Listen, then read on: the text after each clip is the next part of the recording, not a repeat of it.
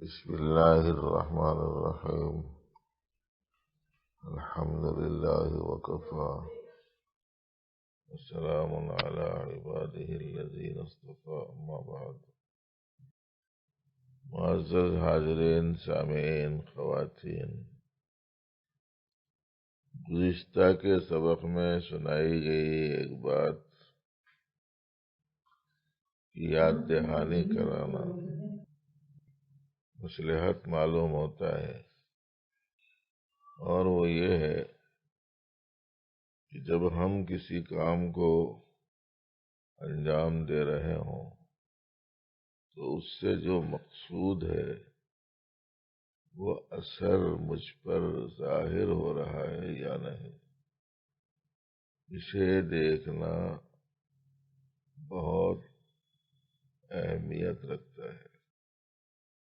کسی اور پر اگر ہم محنت کر رہے ہوں تو اس پر اس کا اثر ظاہر ہونے نہیں ہونے سے متعلق اپنے افہام تفہیم کے طریقے کی طرف نظر رکھنا ہے۔ ان افراد پر وہ اثر نہیں دیکھنا ہے، اپنی ذات پر وہ اثر مرتب ہو رہا ہے یا نہیں وہ ضرور دیکھنا ہے۔ یہ اندازہ ہو کہ آپ اس کام کو انجام دے رہے ہیں، وہ کام آپ صحیح رخ سے کر رہے ہیں، ویسا کرنے کی کوشش کر رہے ہیں جیسے کرنا چاہیے، اس کے فیصلہ کرنے میں آسانی ہو۔ اثر نہیں ظاہر ہو رہا ہے تو اس میں بہتری پیدا کرنے کی کوشش، جیسے ذکر کا پہلا اثر مجھ پر ظاہر ہو رہا ہے یا نہیں۔ گزشتہ کی مجلس میں مذاکرے میں یہ بات آئی تھی کہ ہمارے جو برے اخلاق ہیں وہ برے اخلاق زائل ہو کر اچھے اخلاق مجھ میں آ رہے ہیں یا نہیں۔ ذکر کا اثر یہ ہے کہ برے اخلاق فنا ہو کر اچھے اخلاق سے آراستگی حاصل ہوتی۔ ذکر کا یہ اثر ہونا، غفلت تھی تو غفلت فنا ہو کر اللہ کی یاد آنا، دنیا کی محبت تھی تو وہ ختم ہو کر آخرت کی فکر غالب ہونا، اپنے آپ کو اچھا سمجھنے کی بیماری تھی تو یہ بیماری ختم ہو کر اپنے آپ کو قصوروار سمجھتے رہنا، اپنے اندر بڑا پن تھا تو بڑا پن فنا ہو کر عاجزی مجھ میں آ رہی ہے یا نہیں۔ بخالت تھی تو سخاوت پیدا ہو رہی ہے یا نہیں، وہ ختم ہو کر آپ اللہ کا ذکر کر رہے ہوں، لا الہ الا اللہ پڑھ رہے ہوں، ذکر کا اہتمام کر رہے ہوں تو اس کے یہ اثرات پیدا ہونے چاہیے آدمی میں کہ اس کی اخلاق رذیلہ فنا ہو، اخلاق حمیدہ پیدا ہو۔ لوگوں سے حسد ہوتا تھا تو حسد ہونا بند ہوا نہیں ہوا، بے صبری تھی تو بے صبری جا کر صبر آ رہا ہے یا نہیں، ناشکری تھی تو وہ ختم ہو کر شکر گزاری کا مزاج بن رہا ہے یا نہیں۔ اگر اخلاق رذیلہ اخلاق حمیدہ میں تبدیل ہوتے جا رہے ہیں تو سمجھنا چاہیے کہ ذکر کا جو مقصود ہے وہ آپ کو حاصل ہو رہا ہے۔ اور یہ اثر جو میں نے عرض کیا ہے آپ کے سامنے، بزرگان دین کا کہنا یہ ہے کہ یہ اثرات تو ذکر لسانی پر مرتب ہوتے ہیں، پہلے درجے کا جو ذکر ہے، وہاں ذکر ہو رہا وہاں چلے گئے، یہاں ذکر ہو رہا وہاں چلے گئے، لیکن یہ اثرات نہیں پیدا ہو رہے ہیں۔ تو اس کا مطلب یہ ہوا کہ تم حقیقت ذکر کو پانے کی کوشش میں ہی نہیں ہے۔ بات کیا ہے کہ لا الہ الا اللہ میں تمام غیر اللہ کو نکالا جا رہا ہے، جس میں نفسانی خواہشات بھی ہیں، دل کی بیماریاں بھی ہیں، اخلاق رذیلہ بھی ہیں، مخلوق سے تعلقات بھی ہیں، نیات میں خرابیاں بھی ہیں، مقصودات مطلوبات بہت سے ہیں۔ لا الہ میں تو آپ سب نکال رہے ہیں نا، جب ایک چیز نکلیں گی تو دوسری چیز آئیں گی نا۔ جب اندھیرا جائے گا تو اجالا نہیں آئے گا، جب اندھیرا جائے گا تو اجالا آئے گا۔ اللہ کی غیر کی محبت نکلے گی تو اللہ کی محبت آئے گی، دنیا کی محبت نکلے گی تو آخرت کی محبت آئے گی، مال کی محبت نکلے گی تو اعمال کی محبت آئے گی، سامان کی محبت نکلے گی تو ایمان کی محبت آئے گی، مخلوقات کی محبت نکلے گی تو اللہ رسول کی محبت اور تعلق میں اضافہ ہوتا چلا جائے گا۔ اسی واسطے لا الہ بولتے وقت میں لا کو خینچی بنا دے گے، نفس کی آلائشیں، دل کی خواہشیں اور اندرون کے مطلوبات و مقصودات اور تمام قسم کے منفی جذبات، ان سب کو کاٹ کے نکال دینا ہے۔ جب آپ ذکر ایسا کریں گے تو ایسی صورت میں یہ اثرات مرتب ہونا نہیں ہو رہے ہیں، تو اس کا مطلب یہ ہو کہ ذکر میں ویسا نہیں کر رہا ہوں جیسا کرنا چاہیے، بہت دنوں سے کر رہا ہوں مگر ویسا نہیں ہو رہا جیسا کرنا چاہیے، یا وہ اثرات نہیں پیدا ہو رہے جیسا پیدا ہونا چاہیے، اس واسطے ذکر کرنے سے کیا فائدہ ہے بول کے اڑانگ مار دیتا نفس و شیطان۔ اس واسطے وہ بند نہیں کرنے کا ہے، صحیح کرنے کا ہے۔ اگر آپ گاڑی چلانے جا رہے ہیں، گاڑی لے کے نکلے، 4200 آؤٹ ہو گیا، گر گیا، یہاں گاڑی لے کے نکلے، اسپیڈ بریکر آ گیا تو بے تکی انداز میں جھٹکا لگ گیا، یا یہ کہ ٹریفک میں کسی کو تھوڑا بہت دھکا وکا لگ گیا، ایک وقت گیا تو بھی ایسے ہی ہوا، دوسرے وقت گیا تو بھی ویسے ہی ہوا، تیسرے وقت گیا تو بھی ویسے ہی ہوا۔ اس واسطے گاڑی چلانا ہی نہیں، بلکہ کوئی کرتا ویسا کب ہوتا حادثہ اس کا؟ 25 دھکے کھانے کے بعد صحیح ہوتا۔ بند نہیں کرتا ہوں، بند کر دیا ہوں، پھر آئیں گا۔ ذکر جو کر رہے ہیں وہ کرتے رہو، مگر یہ ذہن میں رہے کہ ذکر سے جو مقصود ہے وہ کیا ہے۔ آپ مہینوں سے برسوں سے ذکر کر رہے ہیں، مخلوقات سے تعلق ویسی ہے، نفسانی خواہشیں ویسی ہیں، خراب عادتیں ویسے ہی ہیں، رذائل اسی قسم کے ہیں، اس کے مقابلے میں اچھی صفات نہیں آ رہی ہیں۔ تو اس واسطے یہ بات گزشتہ بھی عرض کی گئی تھی، آج بھی عرض کی جا رہی ہے، جب ہم کسی کام کو انجام دے رہے ہوں تو اس سے جو اثرات مقصود ہیں وہ مجھ پر ظاہر ہو رہے ہیں یا نہیں، یہ دیکھتے رہنا چاہیے۔ مقصود تو ذکر سے یہ ہے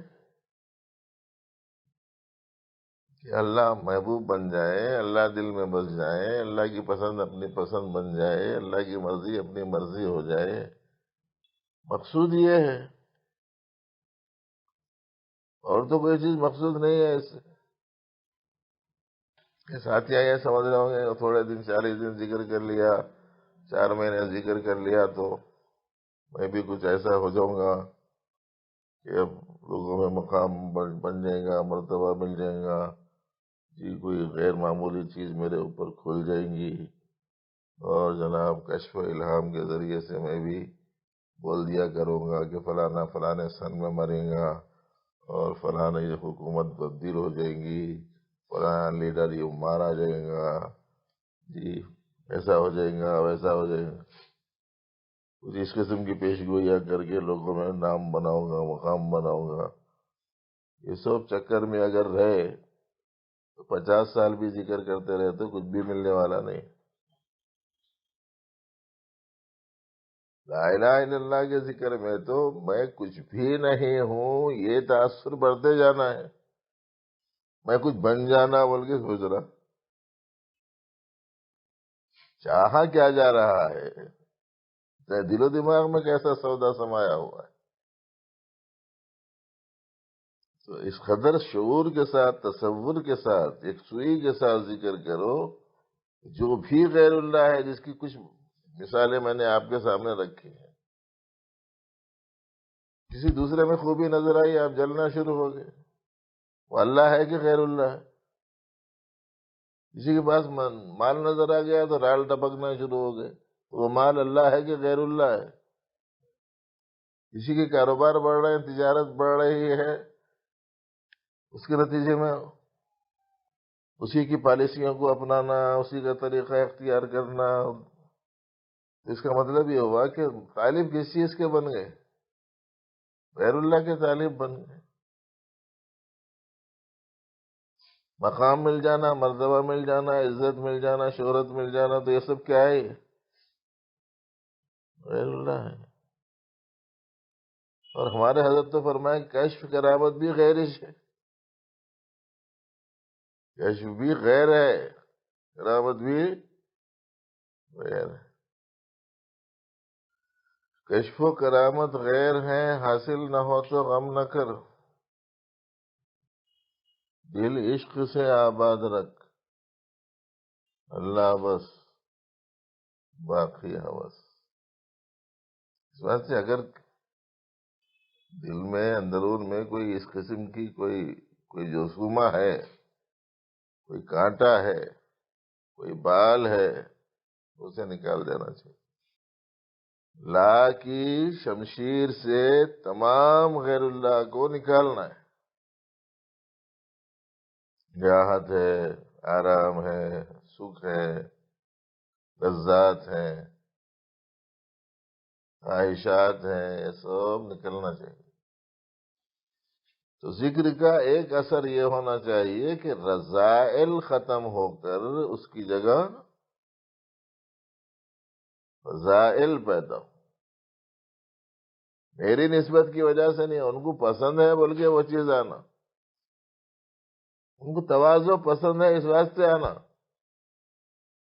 لوگ ہاں بولنے کے واسطے نہیں، بڑے منکسر المزاج ہے انہوں، ان کو پسند ہے، ان کو صبر پسند ہے، ان کو شکر پسند ہے، ان کو تواضع پسند ہے، ان کو اللہ کے فیصلوں پر رضا پسند ہے، ان کو سخاوت پسند ہے، ان کو انسیت اور الفت پسند ہے، نفرت عداوت پسند نہیں ہے۔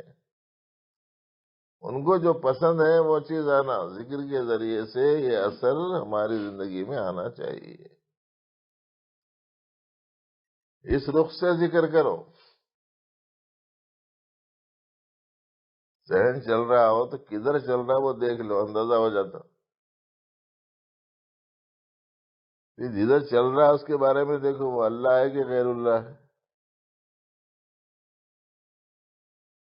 ذہن غیر اللہ ہی کی طرف چل رہا ہے تو پھر یہ جو ذکر کے بعد میں دعا سکھاتے، اللہم طہر قلبی عن غیرک، اے اللہ میرے دل کو اپنے غیر سے پاک کر دیجئے۔ کیا مطلب ہو جائے گا؟ وَنَوِّرْ قَلْبِي بِنُورِ مَعْرِفَتِكَ، اپنی معرفت کے نور سے میرے دل کو جگمگا دیجئے۔ ان کی معرفت حاصل ہونے کے بعد میں یہ خس و خاشاک رہ جاتے، جی خسو خاشاک بولے تو معلوم گھاس پھوس، وہ بولتے خسو خاشاک. یہاں مولویاں ہیں چھوٹی موٹی کتابیں لکھتے رہتے، بلکہ بھی خاص طور سے لفظوں کی تشریح کرتے رہتا ہوں. ادبیت میں جا کے، قابلیت میں جا کے، صلاحیت میں جا کے. قابلیت جیسے کہ ناظم صاحب کو بولا، مول صاحبوں کو بولو قابلیت بتاؤ مت بولو، بچوں کی قابلیت بناؤ بولو. ہاں، ہمارے حضرت مسیح الامت رحمۃ اللہ علیہ فرماتے تھے شروع میں تھوڑی سی قابلیت بتا دو. وہ کہے گو ان کے مقابلے میں اترانے کے واسطے نہیں، بلکہ طلبہ میں اعتماد پیدا ہونے کے، وہ بھی شروع میں مختصر سا. اس کے بعد میں تو قابلیت بنانا ہے، بتانا نہیں ہے. بعض بزرگوں نے فرمایا قرآن شریف کا جو نزول کا جو مقصد ہے وہ تو وہی ہے جو مفسرین نے لکھا، لیکن ایک مطلب اور بھی اس کا نکالا ہمارے اکابر نے، اور یوں کہا ہے کہ قرآن شریف میں آیا ہے اگرچہ کہ وہ ملکہ سبا کے قول کی حیثیت سے بیان کیا گیا ہے، اس میں یوں آیا ہے ان الملوک اذا دخلوا قریۃ افسدوها وجعلوا اعزۃ اہلها اذلہ. بادشاہ جب کسی بستی میں آتے ہیں تو اس میں ایسے تغیرات پیدا ہو جاتے ہیں، جو چیزیں وہاں کی عزیز تھی ان تمام چیزوں کو ذلیل کر دیتے ہیں. کہا کہ ملوک جب آتے ہیں تو یہ عالم ہوتا ہے کہ بگاڑ پھیلا دیتے ہیں اور تمام باعزت لوگوں کو ذلیل کر دیتے ہیں. تو مالک الملک جب دل میں آئیں گا تو یہ ذلیل اور خسیس چیزیں باقی رہ جائیں گی. اعلیٰ آنے کے بعد میں ادنا باقی رہے گا. جب اللہ دل میں آ گئے تو اب غیر اللہ کی اس میں جگہ کہاں ہے پھر؟ اس واسطے ہوں بول کے جب تک بولیں گے اس وقت تک کوئی آتا نہیں کہتا، نہیں ہوں بولے تو آتا. ہمارے حضرت کے اشعار بھی بڑے عجیب و غریب ہیں. اپنے سے دور ہو کے اسے دیکھ ہی لیا. جملہ پتہ نہیں سمجھ میں آتا کہ نہیں آتا ہم ساتھی ہوں. اس کو پانا ہے تو اپنے کو کھونا ہے.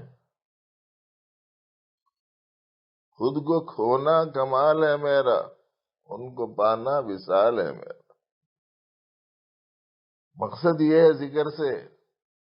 بعض بچوں کو ذکر کا شوق رہتا، مختلف جگہ جانے آنے کے چکروں میں رہتے. ارے بھئی وقت ذکر بتا دیے، بس روزانہ گھر میں ایک سوئی کے ساتھ خوب کرو، اور انشاءاللہ العزیز اس انداز کا ذکر کہ جس سے اللہ کا غیر دل سے نکل جائے، تمام فکروں سے آدمی کو خالی بھی کر دے گا. اسی واسطے حضرت بولے جب حقیقی اللہ جو مقصود حقیقی ہے وہ دل میں آ جائے تو پھر اس صورت میں سستی گئے کی، فکر گئے کی. ہمارے حضرت نے فرمایا ہے نا مقصود تیرا ساتھ ہے، تو سست ہے کیا بات ہے. فکروں سے دل آزاد رکھ، اللہ بس، باقی ہے اس کہے کی فکر ہے جی. جب دیکھو کھانے کی فکر، کپڑے کی فکر، اس کی فکر، اس کی فکر، صحت کی فکر، مرض کی فکر، انہیں ویسا انہیں ویسا. دینی اعتبار سے تو دوسروں کے بارے میں فکر کرو، باقی کسی اور چیزوں کی اپنی ذات سے تعلق رکھنے والی کسی چیز کی فکر کرنے کی ضرورت نہیں ہے. روزانہ خواتین مردوے آتے مول صاحب سوچ سوچ کے دماغ خراب ہو جا رہا، صحت برباد ہو جا رہی.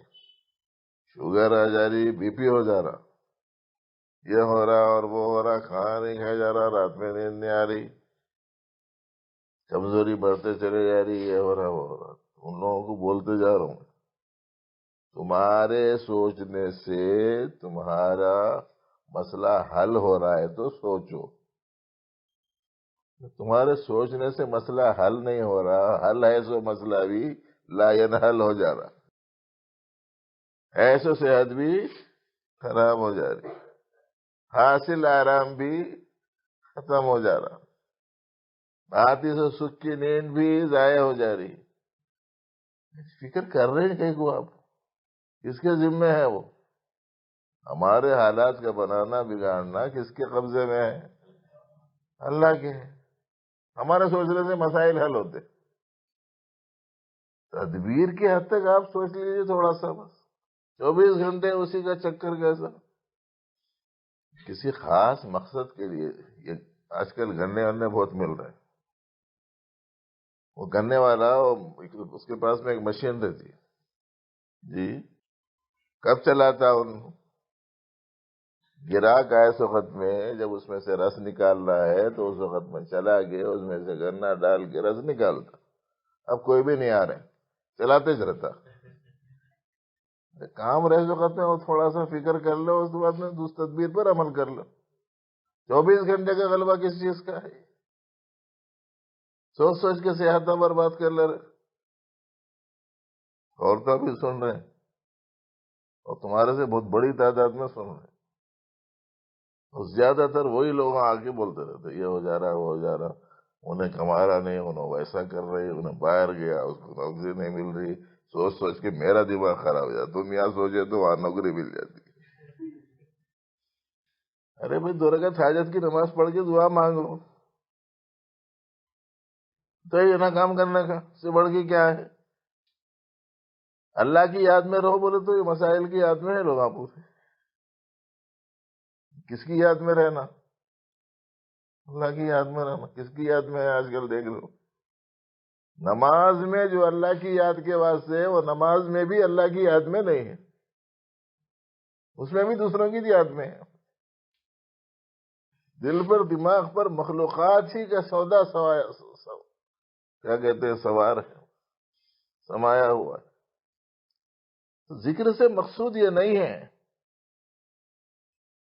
کہ آپ یہ کہیں گے میں فلانے شیخ سے تعلق رکھتا ہوں، فلانے پاس فلانے صاحب کی مجلس میں جاتا ہوں اور ذکر کر رہا ہوں، اتنے ذکر کر رہا ہوں، اتنا ذکر کر رہا ہوں. بعض لوگ تو آگے بولتے ہیں اتنے ہزار یہ کر رہا ہوں، اتنے ہزار وہ کر رہا ہوں. وہ کبھی کبھی پوچھ لے تو لوگ جیسے پوچھ کے کر رہے نہیں، خود ہی کر لے رہے.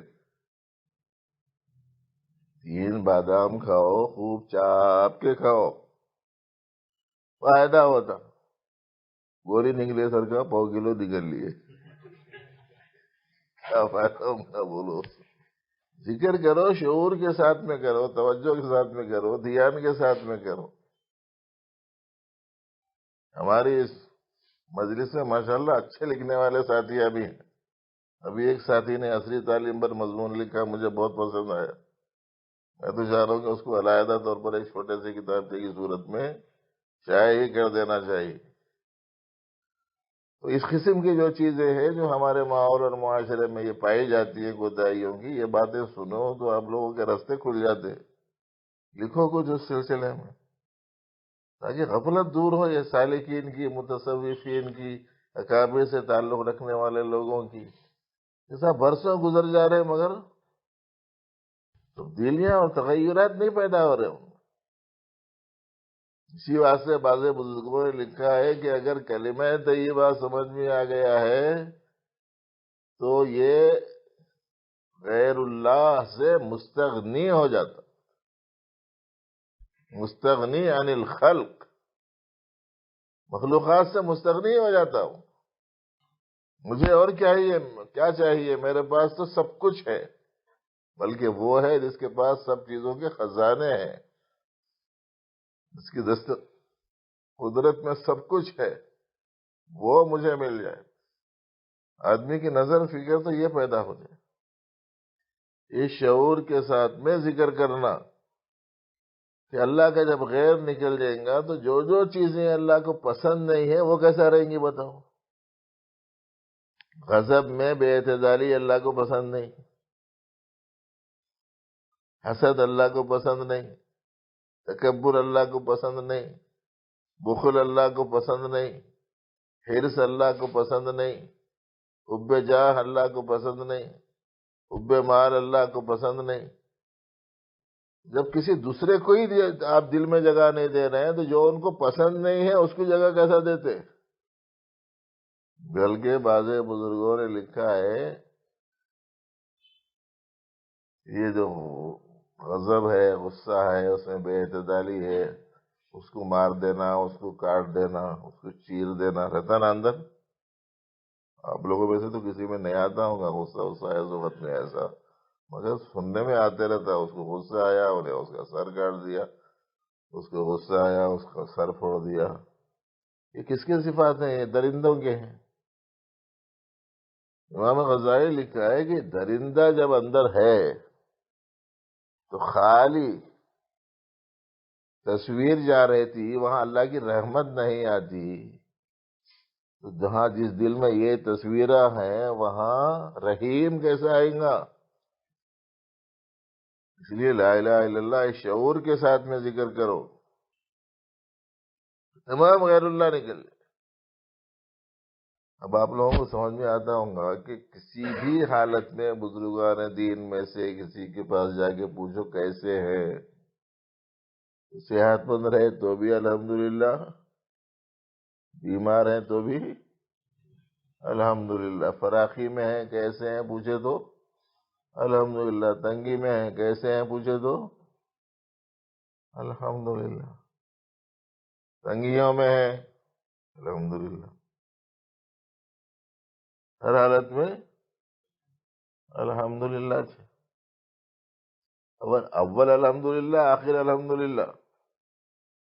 یہ مقرروں کو سنے ہوں گے تم لوگ، تقریر کیسا شروع کرتے وہ لوگ؟ الحمدللہ، آخر میں کیا بولتے؟ وآخر دعوانا ان الحمدللہ۔ سنتے رہے سنتے، پڑھنے والے ایسا بولنے والے سمجھ کے بولتے نہیں بولتے وہ میرے کو نہیں معلوم ہے۔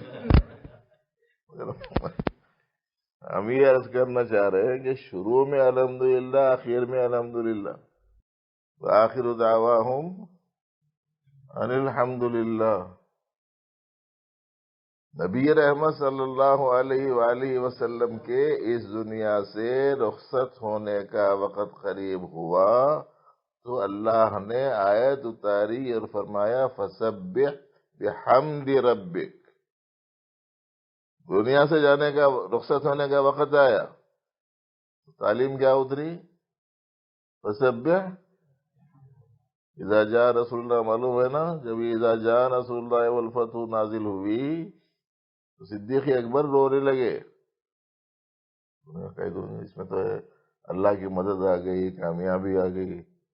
اذا جاء نصر اللہ والفتح ورأیت الناس يدخلون فی دین اللہ افواجا، آپ نے لوگوں کو دیکھ لیا کہ فوج در فوج، مجمع کا مجمع، جمع غفیر اسلام میں داخل ہو رہا ہے۔ یہ آیت ہے وہ، عام لوگوں کو تو سمجھ میں آیا نہیں، لیکن صدیق اکبر سمجھ گئے، ان کی آنکھوں میں آنسو آ گئے۔ کسی نے پوچھا کیوں؟ تو فرمایا کہ اس میں جو بات بتائی گئی ہے وہ یہ ہے کہ نبی علیہ الصلوۃ والسلام کو جس کاز کے لیے اللہ نے بھیجا تھا وہ کام پورا ہو گیا، تو اب آپ سبحان اللہ، الحمدللہ، استغفر اللہ پڑھتے رہیے۔ یعنی کیا مطلب ہے؟ اب آپ کی رخصتی کا وقت آ گیا، یہ خبر ہے، اس میں جانے کا وقت آیا تو بھی کہہ رہے الحمدللہ بولو۔ سیدنا عبد القادر جیلانی رحمۃ اللہ علیہ کی کشتی ڈوب گئی کپڑے کی، آگے بولے تو بولے گئے تھے الحمدللہ، بعد میں اطلاع ملی وہ خبر غلط تھی، صحیح سالم آ رہی، الحمدللہ بولے۔ لوگوں کو سمجھ میں نہیں آیا، مجھے ڈوبی تو بھی الحمدللہ، تیری تو بھی الحمدللہ۔ ڈوبنے کے مقابلے میں تیرنے کا لفظ آتا ہے نا۔ اردو تو اپنی ہے، اپن جیسا چاہے کرو، آپ کو کتابوں میں اردو یہ ملتی ہو نہ ملتی ہو، اس سے کوئی ہمارے کیا کرنے کا، ہماری اردو ہے۔ کشتی ڈوبی تو بھی الحمدللہ، تیری تو بھی الحمدللہ۔ بعض لوگوں کو سمجھ میں نہیں آیا یہ کیا صاحب، اچھی خبر آئی خراب خبر آئی تو بھی الحمدللہ، اچھی خبر آئی تو بھی الحمدللہ، سمجھ میں نہیں آیا یہ آپ کا فارمولا۔ دونوں بولے کرتے کہ نہ اس کے ڈوبنے پہ بولا الحمدللہ، نہ اس کے تیرنے پہ بولا الحمدللہ۔ دل کی حالت میں دیکھا کہ اللہ کے اس فیصلے سے ڈوبنے سے متعلق میرے مال کے میرے دل میں کیا ہے، اللہ کے اس فیصلے پر رضا ہے کہ نہیں؟ رضا ہے تو اس پر بولا الحمدللہ۔ کشتی تیری، اطلاع اچھی ملی تو میں دل میں دیکھا اترانا تو نہیں ہو رہا، میرا مال کیسا ڈوبتا جی، بولتے ہیں بعض لوگ۔ یہ ان کی عنایت ہے، وہی دل میں شکرانے کے جذبات اللہ کے ہیں، صبر کے جذبات پروردگار کے منشے کے ہیں، اس پر بول رہا ہوں الحمدللہ۔ سمجھ میں آ رہا نہیں آ رہا؟ یہ چیزوں سے ہم لینا دینا کیا ہے؟ ملے تو کیا، نہیں ملے تو کیا، اور رہے تو کیا، نہیں رہے تو کیا، انہوں رہنا جن کو رہنا چاہیے۔ ہمارا مقصود، ہمارا مطلوب کون ہے؟ اللہ ہے۔ اس واسطے جو ہے یہ وہ سوچ بچار میں زیادہ مشغول مت رہو، ان کی مرضی کیا ہے ان کو دل میں بسا لے، ان کی مرضی کیا ہے، کون سی حالت میں، وہ مرضی کے تابع بن کے رہو بس۔ کس وقت میں کیا کرو بولے وہ کرو۔ اور جہاں تک لوگوں پر محنت کا تعلق ہے، لوگوں پر محنت میں تو حضرات انبیاء کرام علیہ الصلوۃ والسلام کی محنت کا تقابل تو پوری دنیا انسانیت نہیں کر سکتی نا۔ 900 سال کی محنت میں 80 آدمی ملے، ان کی محنت صحیح نہیں رہی کیا؟ ناکام رہے ہو، ہم کو اس سے کیا لینا دینا؟ ہاں وہ تدبیر کرتے رہے، کبھی انفرادی طور پر، کبھی اجتماعی طور پر، کبھی آہستہ، کبھی زور سے۔ قرآن شریف میں ذکر ہے ربی انی دعوتہم جہارا ثم انی اعلنت لہم واسررت لہم اسرارا۔ زور سے بھی بولا، آہستہ بھی بولا، بولتے رہے بس، اپنا کام اتنا ہی ہے۔ تو دوسروں پر محنت کرنے پر ان پر اثرات مرتب ہو رہے ہیں یا نہیں یہ نہیں دیکھ رہا ہے۔ اپنی تدبیر کے بارے میں البتہ سوچنا ہے، میں نے صحیح ڈھنگ سے کی کہ نہیں کی۔ ہمارے اکابر دعوت میں سے کسی کا غالباً قول ہے یہ، ایک صاحب آتے رہے تو ان سے انہوں نے کہا کہ ارے بھائی ہم سے تعلق بھی ہے اور آپ کا، اس کے باوجود نہ آپ کا وضاقتہ بدل رہی، نہ حلیہ بشرا بدل رہا، یہ کیا ہے؟ تو اس کا اثر غلط ہو گیا۔ کسی نے ان سے جواب میں کہا صاحب توا گرم ہو رہا تھا، توا گرم ہونے سے پہلے آپ ڈال دیے روٹی، داغ لگ گئی، پہلے توا گرم کرو اس کے بعد میں روٹی ڈالو۔ کیا سمجھ میں آیا؟ پہلے زمین بنانا، پہلے ذہن بنانا، پہلے آمادگی پیدا کرنا، پھر آہستہ آہستہ لوگوں کے حساب سے ان کو جو بات سمجھ میں آئی اور جو بات وہ آسان سمجھتے ہیں وہ کرنا۔ ویسے بھی ہم کو یہ بات بتائی گئی ہے کیا، احون البلیتین کو اختیار کرنا چاہیے، یہ قاعدہ ہے فقہاء کرام نے بیان کیا۔ اب یہ جملہ میں بول دیا، بہت سارے بچوں کو سمجھ میں نہیں آیا ہوگا۔ آپ کے سامنے پرچہ ہے، ایک پرچہ سوالات کے پرچے میں سے ایک سوال بہت سخت ہے، دوسرا سوال آسان ہے۔ کون سا سوال کرنا؟ آسان سوال کرنا۔ تو دو آزمائشوں میں سے جو آسان ہے پہلے وہ کر لینا، اس سے ہمت بڑھتی آتی، اس کے بعد میں مشکل کی طرف جانا۔ ارے بھئی یہ کام ہو گیا نا، چلو ذرا کوشش کر کے دیکھیں گے یہ کام بھی ہو جائے۔ کام کرنے والوں کے اندر بھی حوصلہ پیدا ہوتا، ماشاءاللہ تھوڑی سی دلچسپی لیے تو دیکھو یہ کام ہو گیا، تھوڑی سی اور ایسے ہی سلسلے محنت جاری رکھیں گے تو انشاءاللہ دوسرا کام بھی ہو جائے گا۔ اسی لیے ایک کام جو چند مہینوں سے کرنے کی کوششیں کی جا رہی ہے، اس میں یہ بات بتائی جا رہی ہے کہ زیادہ پیاری جو چیز لوگوں کے دلوں میں ہے، کیا ہے آج کل سب سے زیادہ پیاری چیز لوگوں کے دلوں میں؟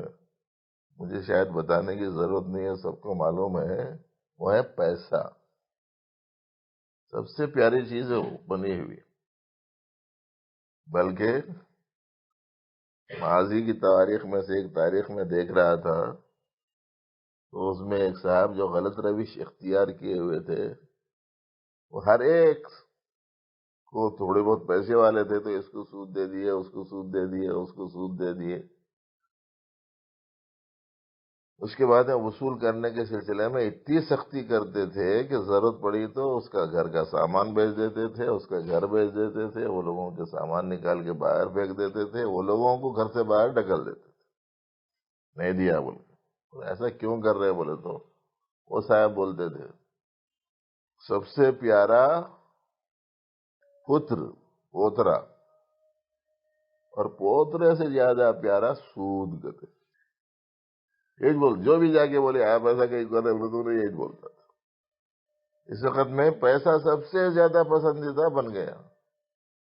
ہمارے حضرت کے ایک مرید گئے تھے آج سے 40-50 سال پہلے آپ کے مدینہ بلڈنگ کے پاس، کرتے پاجامے ٹوپی والے تھے وہ لوگ، کون کی ایک بیٹھا ہوا تھا، کہتے وہاں فقیر نما شخص، ایسا بلایا کرتے ادھر آؤ ادھر آؤ۔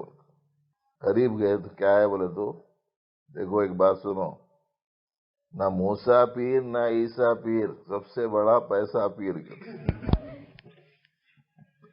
ایسے کا مسئلہ آیا تو پیر کو بھی چھوڑتے رہ لو۔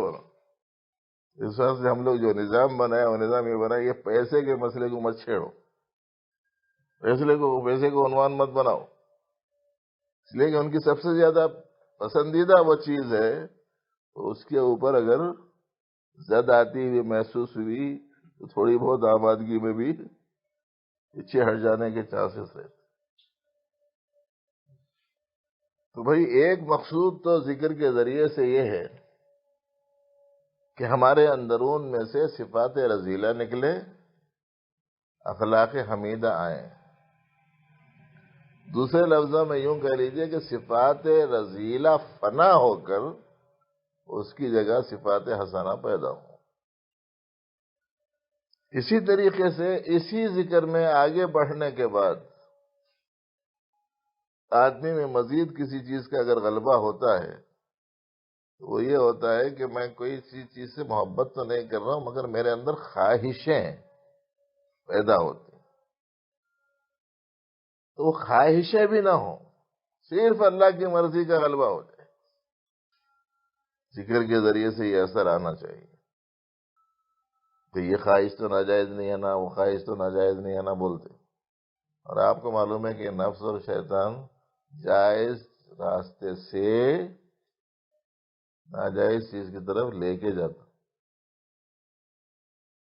اس لیے تمام خواہشات کی نفی کرنے کے لیے تو نہیں کر رہے، لیکن کوشش کرنا کہ خواہشوں کا غلبہ نہیں رہنا، ایسا ہو جانا ویسا ہو جانا، میری خواہش یہ کہ ایسا ہو جائے، میری خواہش یہ کہ ویسا ہو جائے، بلکہ کیا رہنا، میری خواہش یہ کہ اللہ میاں جو چاہ رہے ہیں بس اس کے بارے میں میرے اندر رضا اور خوشنودی پیدا ہو جائے، میرا دل اس سے راضی رہے۔ خواہشیں ختم ہو کر حق تعالی جل شانہ کی مرضیات کا غلبہ ہو جائے۔ دوسرے لفظوں میں یوں کہہ لیجئے کہ خواہشات نفسانی فنا ہو کر ربانی مرضیات کا غلبہ ہو جائے۔ ذکر کا یہ اثر ہونا چاہیے، اور اسی طریقے سے آپ سمجھ سکتے ہیں فنا کے جو مراتب ہیں، اس میں پہلا جو تذکرہ کیا گیا وہ فنا کا پہلا درجہ ہے، تو یہ فنا کا دوسرا درجہ ہے، بلکہ لوامگی کی جو کیفیت ہے وہ بھی ختم ہو جائے، یعنی اللہ کی محبت غالب رہتی، نفس کبھی کبھی غالب آ جاتا ہے، اس کے نتیجے میں نفس کی مرضی کو پورا کر لیتا آدمی، بعد میں شرمندہ ہوتا، ایسا کئی کرا نہیں تو بھی کرنے کا تھا، ذرا سا برداشت کر لینا تھا، بعد میں شرمندہ ہو کے توبہ کرتا نا، وہ کیفیت بھی دور ہو، اس لیے کہ یہ کیفیت دور ہونے کے بعد ہی نفس مطمئنہ کے مرحلے میں پہنچتے۔ پہلا مرحلہ نفس امارہ کا ہے، ذکر کے پہلے درجے میں امارگی ختم ہوئی، دوسرے درجے میں لوامگی ختم ہونا،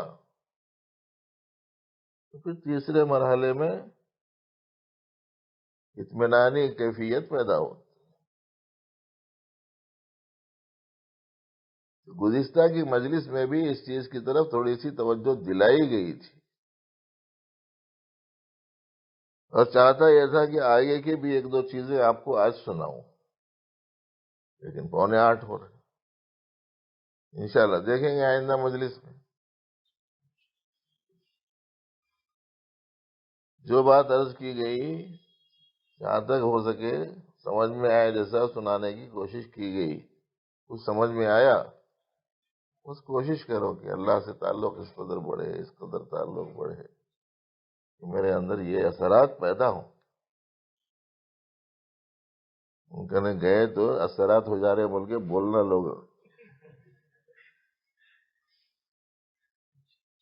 کون سے اثرات؟ یہ اثرات آنا، یہ اثرات نہیں آ رہے، وہ اس کا اثر ہو گیا، اس کا اثر ہو گیا، اس کے اوپر اثرات ہو گئے، اس کے اوپر اثرات ہو گئے۔ اب ظاہر ہے کہ جب یہ اثرات نہیں رہیں گے تو دوسرے اثرات تو پڑیں گے ہی پڑیں گے نا۔ بلکہ ایک بزرگ نے تو لکھا ہے کہ بعض شیاطین و جنات بھی الٹی سیدھی حرکتیں شروع کر دیتے، تو جنوں میں آپس میں بولے تھے کیا ہوا ایسے ایسے کہ وہ حرکتیں کر رہا ہے ان کو، تو ان میں جاننے والا بولتا کہتے اس کو انسان کی نظر لگ گئی۔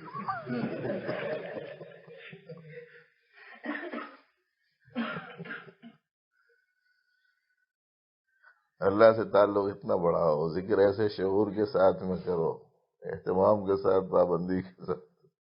اللہ تعالیٰ مجھے آپ کو علم صحیح اور عمل صالح کی توفیق دے۔ ربنا لك الحمد كله ولك الشكر كله، يا رب صل وسلم دائما ابدا على حبيبك خير الخلق كلهم۔ ربنا آتنا في الدنيا حسنة وفي الآخرة حسنة وقنا عذاب النار، وصل وسلم وبارك على سيد المرسلين، الحمد لله رب العالمين۔